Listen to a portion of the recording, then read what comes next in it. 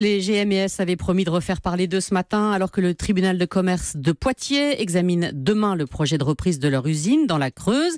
Et on est désormais fixé, c'est dans l'Yonne que ça se passe, le grand centre logistique Renault de Villeroy. François Geffrier, vous y êtes pour Europe 1. Il ne devrait pas tarder à bloquer le site.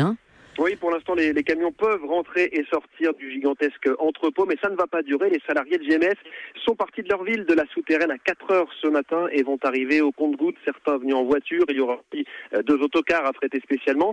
Les GMS espèrent être au moins 150 ou 200 à venir ici, bloqués peut-être pendant plusieurs jours. Les allées et venues des transporteurs, ça dépendra de ce que décide Renault. Les leaders du mouvement de GMS lui demandent de mettre par écrit ses engagements de commande et d'investissement dans leur usine de la Creuse.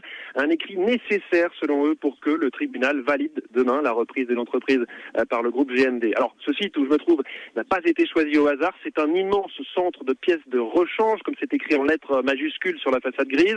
Entrepôt installé sur 29 hectares de terrain. Et à l'intérieur, parmi les milliers de pièces auto, il y en a qui ont été produites justement par les GMS à la souterraine. Voilà pour le symbole.